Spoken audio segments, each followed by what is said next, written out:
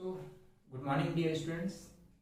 कल हमने उपसर्ग प्रत्यय शुरू किया था, इस टॉपिक को पढ़ने जा रहे थे और हमने कल उपसर्ग क्या है उसकी परिभाषा पढ़ी थी, कुछ एग्जाम्पल्स लिए थे। इसी क्रम में हम आगे कुछ और एग्जाम्पल्स लेते हैं। तो जैसा कि आप जानते हैं हमने कल तक जो पढ़ा था मैं उसको एक बार रिवाइज करता हूँ, एट ए ग्लेंस हम उसको एक बार और देख लेते हैं। तो सबसे पहली चीज है उपसर्ग किसे कहते हैं। तो ऐसे शब्दांश जो किसी शब्द के पूर्व में जुड़ते हैं और उनके अर्थ में परिवर्तन ला देते हैं और एक नया शब्द का निर्माण करते हैं, उन्हें क्या कहते हैं? उपसर्ग। उपसर्ग ऐसे शब्दांश हैं जो किसी शब्द के पूर्व में जुड़ते हैं और उसके अर्थ में परिवर्तन ला देते हैं और एक नए शब्द का निर्माण कर देते हैं। उपसर्ग कितने प्रकार के होते हैं? तो उपसर्ग 3 प्रकार के होते हैं। क्या? तत्सम उपसर्ग, तद्भव उपसर्ग और आगत उपसर्ग। कौन से? आगत उपसर्ग जो विदेशी भाषाओं से उपसर्ग आए हैं, जो विदेशी भाषाओं के उपसर्ग हैं और जिनका प्रयोग हम हिंदी में करते हैं उनको आगत उपसर्ग कहते हैं। अब विदेशी भाषाओं में कौन से ऐसे उपसर्ग हैं? जैसे अंग्रेजी भाषा के उपसर्ग हैं, जैसे अरबी फारसी के उपसर्ग हैं। तद्भव उपसर्ग किन्हें कहते हैं? तद्भव उपसर्ग जो हिंदी भाषा के उपसर्ग हैं उनको तद्भव उपसर्ग कहते हैं। तत्सम जो संस्कृत भाषा के उपसर्ग हैं उन्हें क्या कहते हैं? तत्सम उपसर्ग कहते हैं। तो ये तत्सम उपसर्ग हो गए और ये तद्भव हो गए और ये आगत उपसर्ग। तो 3 प्रकार के उपसर्ग होते हैं। इसी क्रम में आज हम आगे पढ़ते हैं कुछ तत्सम उपसर्ग जो संस्कृत के उपसर्ग हैं, इनको आज हम पढ़ते हैं। तत्सम उपसर्ग को और किस नाम से जान सकते हैं आप? संस्कृत के उपसर्ग से। तो क्यों हमने तत्सम उपसर्ग को संस्कृत के उपसर्ग कहे? क्योंकि जैसा आप जानते हैं हिंदी भाषा भी संस्कृत से विकसित हुई है।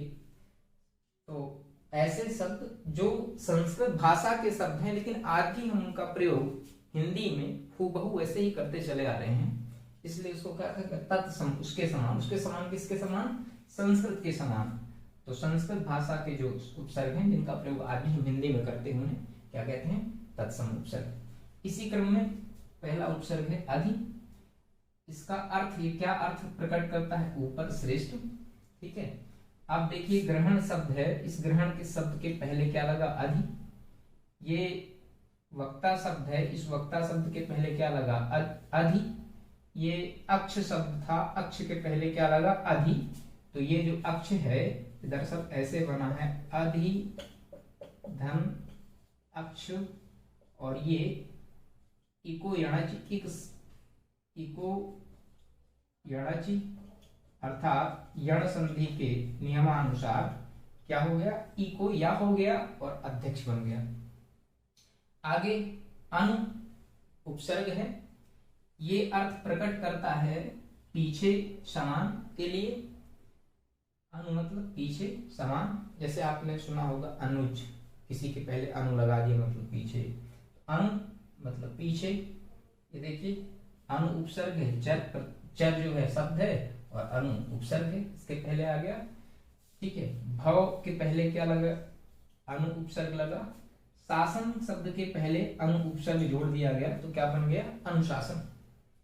तो आप देख रहे हैं कि इन उपसर्ग का हम मूल शब्द के पहले प्रयोग करते हैं और ये नए नए अर्थ हमको प्रदान करते हैं। तो इस तरह से इन उपसर्गों का प्रयोग करके हम नए शब्दों की रचना कर सकते हैं। तो ये शब्द निर्माण की प्रक्रिया का एक हिस्सा है उपसर्ग। आगे देखते हैं अब किसी भी शब्द के पहले अप लगा है तो उसका मतलब बुरा या हीन से अर्थ होगा।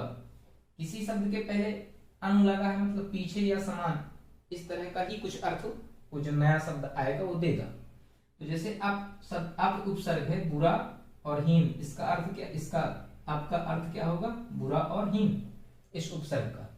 तो यश के पहले अप लगा है, अब क्या है? उपसर्ग है, ये अप उपसर्ग है।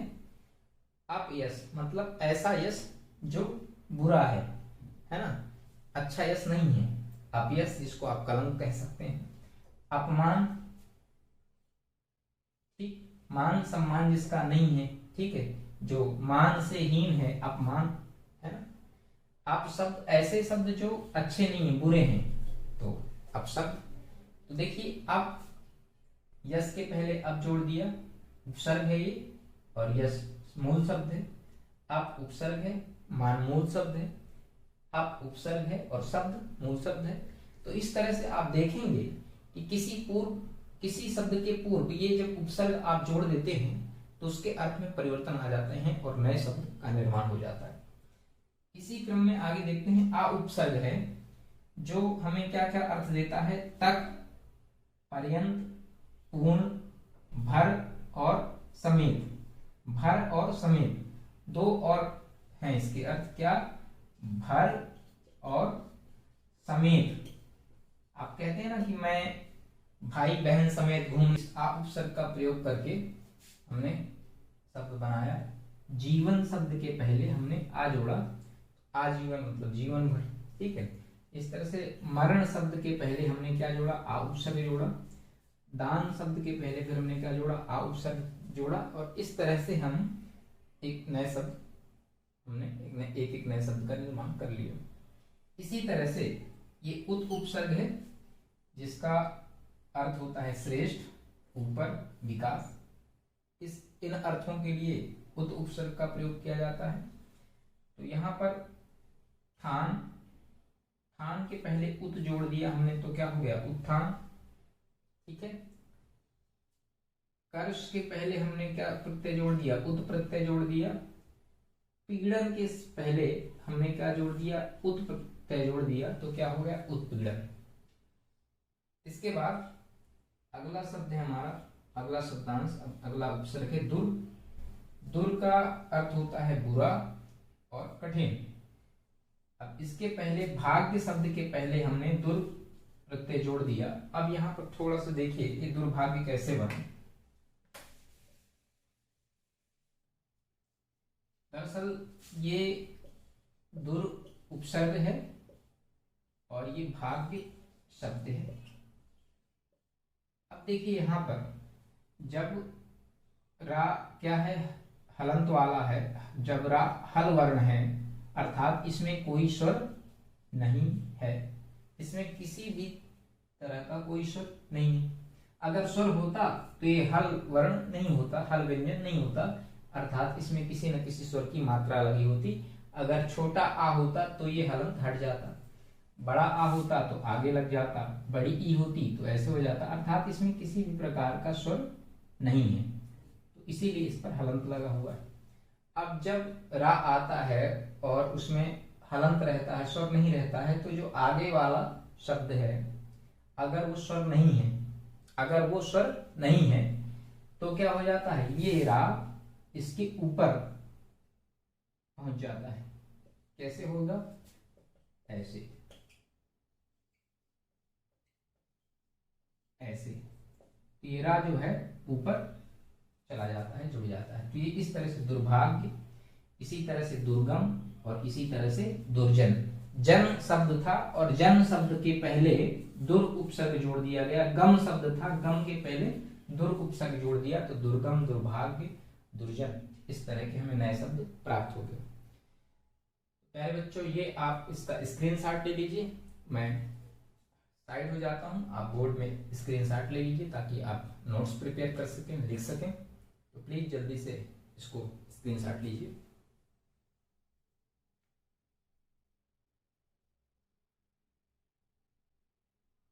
तो बच्चों आपने स्क्रीनशॉट ले लिया होगा। अब आइए आगे कुछ और उपसर्ग देखते हैं। अब हम तद्भव के उपसर्ग देखते हैं। तद्भव के उपसर्ग अर्थात ये हिंदी भाषा के स्वयं के जो उपसर्ग हैं, जो हिंदी के उपसर्ग हैं, उसे क्या कहते हैं, तद्भव उपसर्ग। देखिए अब हिंदी ऐसे लिखा है, ऐसे भी लिखते हैं हिंदी, कौन सा वाला ज्यादा सही है। देखिए व्याकरण के दृष्टिकोण से दोनों सही हैं, व्याकरण के दृष्टिकोण से दोनों ही सही हैं, लेकिन समय समय पर जो भाषा के विकास और भाषा के उत्थान के लिए जो समितियां हैं वो जो काम करती हैं, तो उन्होंने मानक हिंदी के लिए अब ये इसको कहा है कि इस शब्द को आप प्रयोग करें, तो ये ज्यादा सुटेबल है, इसको मानक हिंदी कहते हैं। अब ये मानक हिंदी का शब्द ये है, तो हम इसको प्रयोग कर लेते हैं। हालांकि व्याकरण की दृष्टिकोण से ये भी सही है और ये भी सही है, ठीक है। चलिए, और ये कौन सी है, मानक हिंदी में, मानक ये। अब आगे आप उपसर्ग है, आप उपसर्ग जिसका अर्थ होता है अभाव। अब जान शब्द के पूर्व में हमने आप उपसर्ग को जोड़ दिया तो क्या हो गया, अजान। इसी तरह से मोल शब्द के पहले हमने आप उपसर्ग को जोड़ दिया तो क्या हो गया, अमोल। इसी तरह से आप देखेंगे चेत शब्द के पहले हमने आप उपसर्ग को जोड़ दिया और ये क्या हो गया, अचेत। तो इस तरह से नए नए शब्दों का हम निर्माण करते हैं। इसी क्रम में हम देखें तो अन उपसर्ग है जिसका आशय होता है निषेध और अभाव। होनी शब्द के पहले हमने अन को जोड़ दिया तो एक नया शब्द मिल गया, अनहोनी। पढ़ शब्द के पहले हमने अन उपसर्ग जोड़ दिया तो क्या हो गया, अनपढ़। ब्याही शब्द के पहले हमने अन उपसर्ग को जोड़ दिया तो क्या हो गया, अनब्याही। आगे चलते हैं, एक उपसर्ग है अध जिसका अर्थ है, जिसका आशय है आधा या अधूरा। जैसे पका, पका के पहले हमने क्या जोड़ दिया, अध उपसर्ग जोड़ दिया। पका मतलब जो पूरा पका हो, अध जोड़ दिया, अध पका मतलब आधा अधूरा जो पका हुआ हो, तो अध पका। अब देखिए एक नए शब्द का निर्माण को नया दिया। फिर इस तरह से खिला, खिला के पहले हमने क्या जोड़ दिया, अध खिला। फिर नंगा, नंगा के पहले हमने अध जोड़ दिया, अधनंगा। आगे चलते हैं, एक और उपसर्ग है हमारे पास उन। उन का अर्थ होता है एक, कम, किसी भी संख्या से एक कम। अब देखिए 30 के पहले हमने क्या जोड़ दिया, उन, मतलब 30 में से एक कम, 29, 29। 60 है, 60 है, ठीक है। 60 के पहले हमने क्या जोड़ दिया, उन, तो क्या होगा, मतलब 60 में से एक कम, 59, ठीक है। इसी तरह से 50 के पहले उन जोड़ा तो 49, ठीक है। आगे चलते हैं, का उपसर्ग है और कु उपसर्ग है, दोनों का ही अर्थ क्या होता है, बुरा। किसके लिए का और कु प्रयोग किए जाते हैं, बुरा अर्थ दर्शाने के लिए, तो का और कु है। पूत शब्द के पहले का उपसर्ग लगाया तो कपूत। कर्म शब्द के पहले का उपसर्ग हमने जोड़ दिया तो क्या हो गया, कुकर्म। मति शब्द है, मति मतलब बुद्धि, बुद्धि के पहले, मति के पहले हमने कु जोड़ दिया तो कुमति हो गया, नए शब्द का निर्माण हो गया। इसके बाद एक परि उपसर्ग है जिसका अर्थ होता है अधिक या चारों ओर। क्रम शब्द के पहले हमने परि उपसर्ग जोड़ दिया तो परिक्रमा। चर्चा शब्द के पहले हमने परि उपसर्ग को जोड़ दिया तो परिचर्चा। श्रम शब्द के पहले हमने परि उपसर्ग को जोड़ दिया मतलब परिश्रम। तो इस तरह से आप देखेंगे कि हम उपसर्ग का प्रयोग करके नए नए शब्द बनाते हैं। अब ये कौन से उपसर्ग थे हमारे पास, तद्भव उपसर्ग। 3 प्रकार के उपसर्ग हैं हमारे पास। पहला संस्कृत भाषा के उपसर्ग, जो संस्कृत भाषा के उपसर्ग हैं हूबहू हम उनको हिंदी में प्रयोग करते हैं, उपयोग करते हैं, उन्हें तत्सम उपसर्ग कहते हैं। इसके बाद तद्भव उपसर्ग, जो हिंदी भाषा के स्वयं के उपसर्ग हैं और इनका प्रयोग हम हिंदी में करते हैं, उन्हें हिंदी के उपसर्ग कहते हैं। इसके बाद हमारे पास तीसरे तरह के एक उपसर्ग हैं जो आगत भाषाओं से के उपसर्ग हैं। आगत भाषा मतलब विदेशी भाषाओं के उपसर्ग हैं जो हमारे भारतीय भाषाओं के शब्द नहीं हैं। अब कैसे विदेशी भाषाओं के शब्द यहाँ तक आ गए, तो आप जानते हैं एज यू ऑल नो कि हमारे देश में पहले अंग्रेजों ने शासन किया, मुगलों ने शासन किया, फिर अंग्रेजों ने शासन किया, तो अलग अलग विदेशी आक्रांता आते रहे, विदेशी लोग आते रहे, भ्रमण करने के लिए भी के उद्देश्य भी आते रहे, व्यापार के उद्देश्य भी आते रहे, या राज्य और सत्ता की लालसा में भी आते रहे। तो इस तरह से जब वो आए तो डेफिनेटली कोई कहीं से मूव करेगा, वो अपनी भाषा तो लेके ही जाएगा ना, वो तो भाषा उसके अंदर की विषय वस्तु है।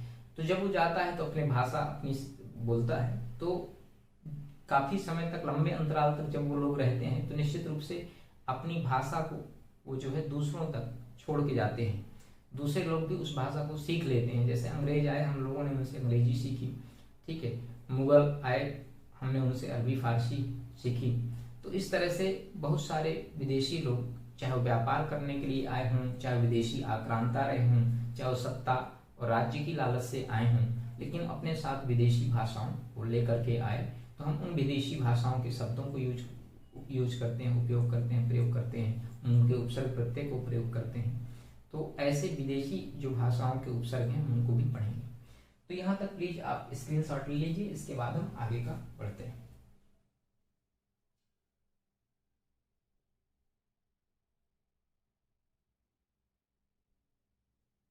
तो आपने स्क्रीनशॉट ले लिया होगा। अब आगे पढ़ते हैं। अब हमारे पास आगत उपसर्ग हैं, अर्थात विदेशी भाषाओं के उपसर्ग हैं। अब कौन कौन सी विदेशी भाषाएं हैं? मुख्यतः उर्दू फारसी के उपसर्ग हैं हमारे पास और अंग्रेजी के उपसर्ग हैं। तो पहले उर्दू फारसी के उपसर्ग देख लेते हैं। अंग्रेजी के उपसर्ग हिंदी में थोड़ा इनकी अपेक्षाकृत बहुत कम प्रयोग होते हैं। उर्दू कहीं ना कहीं ज़्यादा हिंदी में मिलती है। तो आइए देखते हैं। तो उर्दू फारसी के उपसर्ग कम, एक उपसर्ग है कम, जिसका अर्थ होता है थोड़ा या हीन। जोर शब्द के पहले हमने क्या उपसर्ग लगा दिया? कम, कमजोर। एक हमारे पास अक्ल शब्द है, उसके पहले हमने क्या लगा दिया? कम, तो कम अक्ल। उम्र है, उम्र शब्द के पहले हमने क्या प्रयोग कर दिया? कम, तो कम उम्र। तो जिसके पास जोर कम है ना, जोर से हीन है, थोड़ा जोर है, या जिसके पास थोड़ी ही अक्ल है, कम अक्ल है, उम्र से कम है, तो इसको क्या कहते हैं? थोड़ा या हीन का अर्थ है इसका, कम उपसर्ग का। और इस तरह से उपसर्ग पहले जोड़ करके हमने नए शब्द बनाए।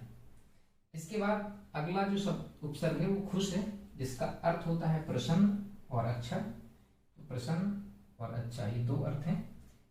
खुश खबरी, खबर है और खबर में फिर आगे ई प्रत्यय जुड़ करके वो खबरी होता है। तो खबर के पहले हमने क्या जोड़ दिया? खुश, ये उपसर्ग जोड़ दिया, तो खुश खबरी। बू के पहले, बू मतलब गंध होती है, बू का मतलब होता है, बू का अर्थ होता है गंध। अब खुश जोड़ दिया तो अच्छी, है ना।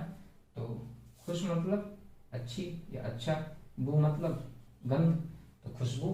बू के पहले हमने क्या जोड़ दिया? खुश उपसर्ग जोड़ दिया, तो खुशबू। नसीब के पहले हमने क्या जोड़ दिया? खुश जोड़ दिया, तो खुश नसीब। खुश उपसर्ग हमने जोड़ दिया तो खुश नसीब हो गया। एक और उपसर्ग है हमारे पास गैर, इसका अर्थ होता है भिन्न या अलग। गैर हाजिर, हाजिर शब्द के पहले हमने गैर उपसर्ग जोड़ दिया तो गैर हाजिर हो गया। जिम्मेदार शब्द के पहले हमने गैर उपसर्ग जोड़ दिया तो नया शब्द क्या बन गया? गैर जिम्मेदार। इस तरह से मूल शब्द मर्द है, मर्द के पहले हमने क्या जोड़ दिया? गैर मर्द, जो अलग भिन्न मर्द है, जो जिम्मेदार नहीं है, जो हाजिर नहीं है ना, हाजिर जो हाजिरी से अलग है, भिन्न है। इसके बाद जो उपस्थित नहीं है, बद उपसर्ग है और इसका अर्थ होता है बुरा। नाम के पहले हमने जोड़ दिया बदनाम, किसी वो जो है उसका जो नाम है किस चीज के लिए? बुरे के लिए उसका नाम है, तो बदनाम। हाल मुख्य शब्द है, इसके पहले हमने बद जोड़ दिया। कैसे हाल है उसके? बुरे हाल है, तो बदहाल। अब देखिए फिर से यहाँ बू आया, मैंने पहले बताया है खुशबू में बू, बू का मतलब गंध, खुश जोड़ दिया तो अच्छी खुशबू हो गई। बू, बू का मतलब गंध, बद मतलब बुरा, उपसर्ग है बद, इसका मतलब क्या है? बुरा।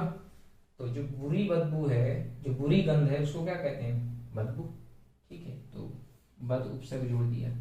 चलन, आपने सुना होगा चाल चलन, तो चलन मतलब चलन के पहले हमने क्या जोड़ दिया? बद जोड़ दिया, तो बद चलन, ठीक है। तो इस तरह से हमने एक ये उपसर्ग देखा। अब एक अगला उपसर्ग है अरबी फारसी का, उर्दू फारसी का, क्या? ला। ला उपसर्ग है जिसका अर्थ होता है बिना, है ना। तो इलाज, ला लगा दिया उपसर्ग, ला इलाज मतलब इलाज के बिना, इलाज के अभाव में। जवाब, जवाब के पहले क्या जोड़ दिया? ला, ला जवाब, जिसका कोई जवाब ही नहीं। पता, लापता, इसमें आप बिना के साथ नहीं भी लिख लें एक अर्थ, तो इसका कोई पता नहीं है। इल्म, इल्म मतलब होता है सीख, शिक्षा, उसके पास इल्म नहीं है, स्किल अगर आप ये कह लें, इल्म मतलब स्किल अगर अंग्रेजी में कहें तो ला इल्म, ठीक है। ये ला उपसर्ग हमने जोड़ दिया और इल्म मूल शब्द था तो ला इल्म हो गया। अब हमारे पास एक और उपसर्ग है हम, जिसका अर्थ होता है साथ या बराबर।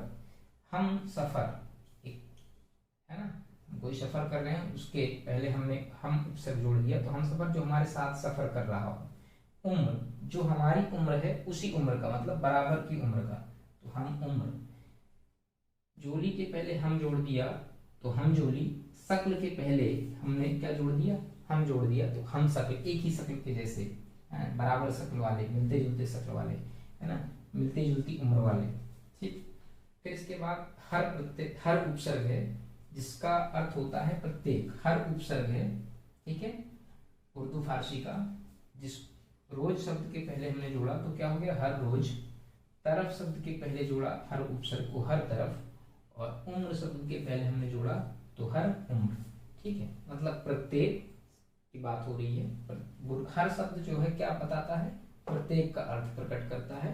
तो हर रोज, हर तरफ, हर उम्र, मतलब हर उम्र के लोग, हर एक उम्र के लोग, हर रोज, प्रतिदिन, प्रत्येक दिन, हर तरफ मतलब प्रत्येक तरफ, हर उम्र मतलब प्रत्येक उम्र की बात हो रही है।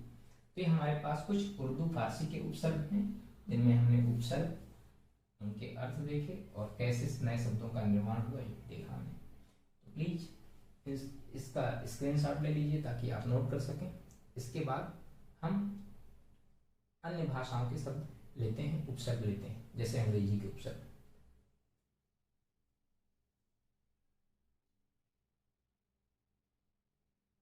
तो आई होप आप लोगों ने स्क्रीनशॉट ले लिया होगा। अब आप आगे देखते हैं आगत उपसर्ग, अर्थात विदेशी भाषाओं के उपसर्ग जो हिंदी भाषा में आ गए हैं, जिनका हम प्रयोग करते हैं हिंदी में। तो अंग्रेजी भाषा के उपसर्ग हैं। अंग्रेजी में एक सब प्रीफिक्स है, क्या है, एक प्रीफिक्स है, क्या नाम है उसका, प्रीफिक्स का शब्द। आप देखिए, सॉरी, हाँ ठीक है ठीक है ठीक है, प्रीफिक्स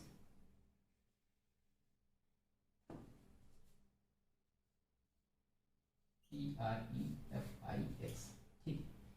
तो शब्द प्रीफिक्स है, शब्द, इसके इंस्पेक्टर के पहले हमने प्रयोग कर दिया सब इंस्पेक्टर, रजिस्ट्रार के पहले हमने प्रयोग कर दिया सब, तो सब रजिस्ट्रार। ये हालांकि अंग्रेजी शब्द ही हैं, लेकिन इन शब्दों को उपसर्ग के साथ हम प्रयोग करते हैं हिंदी में, इसलिए हम इनको पढ़ेंगे, ठीक है। जैसे डिप्टी है, अंग्रेजी में DEPUTY, डिप्टी होता है। अब कमिश्नर के पहले हमने क्या प्रयोग कर दिया, डिप्टी, डिप्टी कमिश्नर। डायरेक्टर के पहले हमने क्या जोड़ दिया, डिप्टी, डिप्टी डायरेक्टर।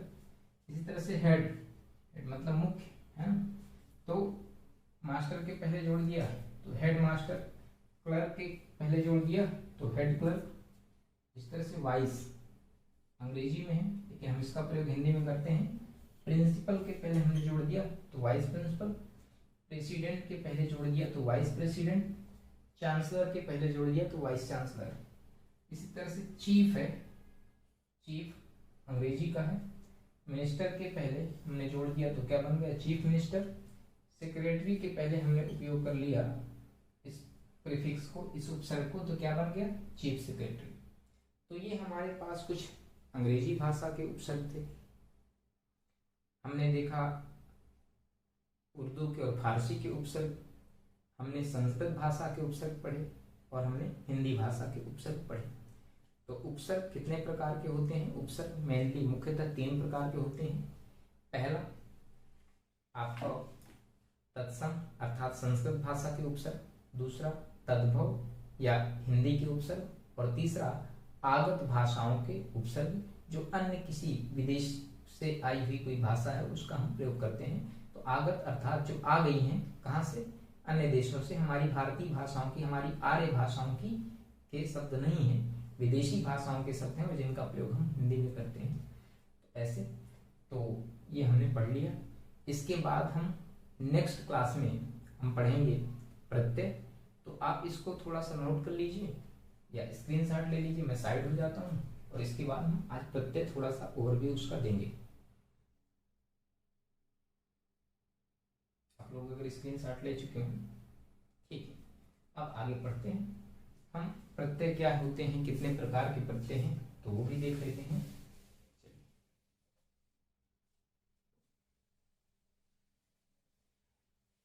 तो अंग्रेजी में जैसे प्रीफिक्स होते हैं और सफिक्स होते हैं। प्रीफिक्स जो पहले जोड़े जाते हैं शब्द के पहले, और सफिक्स जो शब्द के अंत में जोड़े जाते हैं। तो हमारे यहाँ हिंदी में उन्हें उपसर्ग और प्रत्यय कहते हैं। जो पहले जोड़े जाते हैं उपसर्ग, और जो शब्द के बाद में जोड़े जाते हैं प्रत्यय कहलाते हैं। तो आज थोड़ा सा ओवरव्यू कर लेते हैं, कल डिटेल में नेक्स्ट क्लास जो भी हमारी होगी उसमें हम डिटेल में आगे पढ़ेंगे। तो प्रत्यय क्या है, ठीक है। प्रत्यय ऐसे शब्दांश हैं जो किसी मूल शब्द के अंत में जोड़े जाते हैं। ऐसे शब्दांश हैं जो किसी मूल शब्द के अंत में जोड़े जाते हैं और एक नया अर्थ देने वाला शब्द का निर्माण हो जाता है। तो प्रत्यय ऐसे शब्दांश हैं जो किसी मूल शब्द के अंत में जोड़े जाते हैं और उनके अर्थ में परिवर्तन ला देते हैं, उन्हें क्या कहते हैं, प्रत्यय कहते हैं। अब प्रत्यय कितने प्रकार के होते हैं? वास्तव में प्रत्यय दो प्रकार के होते हैं। पहला कृत प्रत्यय और दूसरे तद्धित प्रत्यय। पहले कृत प्रत्यय और दूसरे कौन से होते हैं, तद्धित प्रत्यय। अब देखिए कृत प्रत्यय क्या है, तद्धित प्रत्यय क्या है, तो आइए जान लेते हैं। कृत का मतलब होता है किया गया, है ना। कृत का मतलब किया गया, अर्थात क्रिया से संबंधित है कोई बात, ऐसा समझ में आ रहा है ना। तो डेफिनेटली क्या है, क्रिया। तो ऐसे शब्दांश या ऐसे प्रत्यय जो क्रिया शब्दों के अंत में जोड़े जाते हैं। किसके अंत में जोड़े जाते हैं, क्रिया के अंत में जोड़े जाते हैं, उन्हें क्या कहते हैं, कृत प्रत्यय कहते हैं। जैसे रोना एक क्रिया है ना, रोना एक क्रिया है। तो अब इसके बाद अगर हम कोई प्रत्यय जो जोड़ेंगे तो किस प्रकार का प्रत्यय हो जाएगा, कृत प्रत्यय। मान लीजिए हंसना एक क्रिया है, हंसना क्रिया है, तो कोई प्रत्यय जोड़ेंगे तो क्या होगा, कृत प्रत्यय होगा। इसके अलावा अपार्ट फ्रॉम दिस जो कुछ भी बचा वो सब क्या हो गया, तद्धित प्रत्यय। बचा क्या, संज्ञा, सर्वनाम, विशेषण आदि, इनके अंत में जो प्रत्यय जोड़े जाते हैं, संज्ञा, सर्वनाम, विशेषण, संज्ञा शब्द, सर्वनाम शब्द, विशेषण शब्द, इस तरह के जो शब्द हैं, इनके अंत में जो प्रत्यय लगते हैं उनको क्या कहते हैं, तद्धित प्रत्यय। तो अर्थात दो बातें हमें समझ में आ गई। पहली चीज तो ये कि प्रत्यय हमेशा शब्द के अंत में जोड़ा जाता है। पहली चीज, प्रत्यय शब्द के बाद या अंत में जोड़ा जाता है, ठीक है। दूसरा क्या कि प्रत्यय दो प्रकार के होते हैं, एक क्रिया शब्दों के अंत में, है ना, क्रिया शब्द प्लस प्रत्यय, ठीक है, क्या कहलाते हैं, कृत प्रत्यय, ठीक है। और इसके अलावा हमारे पास जो दूसरे प्रत्यय बचे हैं उनको क्या कहते हैं, तद्धित प्रत्यय। संज्ञा, सर्वनाम, विशेषण प्लस प्रत्यय, ये क्या होते हैं, तद्धित प्रत्यय कहलाते हैं। चलिए, तो कृत मतलब क्रिया, ये कृत में ता के नीचे हलंत रहेगा, ठीक है, ये ध्यान रखिएगा, कृत में हमेशा ता के नीचे हलंत रहेगा, ठीक है। तो क्रिया शब्द के अंत में जो प्रत्यय जोड़े जाते हैं उनको कृत प्रत्यय कहते हैं। संज्ञा, सर्वनाम, विशेषण के बाद जो प्रत्यय जोड़े जाते हैं उन्हें क्या कहते हैं, जो संज्ञा, सर्वनाम, विशेषण के बाद जोड़े जाते हैं उन्हें क्या कहते हैं, तद्धित प्रत्यय। और जो क्रिया शब्द को के अंत में जोड़े जाते हैं उन्हें कृत प्रत्यय। और शब्द के बाद अर्थात अंत में जो शब्दांश जोड़े जाते हैं उन्हें ही हम क्या कहते हैं, प्रत्यय कहते हैं। तो अगर बहुत आसान भाषा में हम समझे तो क्रिया शब्दों के अंत में जो प्रत्यय जोड़े जाएंगे वो कृत प्रत्यय, इसके अलावा जो कुछ भी बचा वो क्या हो जाएगा, तद्धित प्रत्यय हो जाएगा। और प्रत्यय हमेशा शब्द के अंत में जोड़े जाते हैं। तो प्यारे बच्चों, आज के लिए यहीं तक। नेक्स्ट क्लास में हम जब भी जो भी नेक्स्ट क्लास हमारी होगी तो हम आगे प्रत्यय पढ़ेंगे। आशा करता हूँ आपको समझ में आया होगा। अगर कहीं पर कोई भी डाउट हो तो आप कमेंट सेक्शन में बता सकते हैं, मुझसे पूछ सकते हैं। यथासंभव यथाशीघ्र प्रयास करूंगा कि आपके प्रश्नों का, आपके जो डाउट्स हैं उनको क्लियर करने की कोशिश करूंगा। तो प्लीज़ इसका स्क्रीनशॉट ले लीजिए। कल या जो भी नेक्स्ट क्लासेज होगी उसमें हम इसको फिर आगे डिटेल में डिस्कस करेंगे। तो आज के लिए इतना ही। Thank you so much.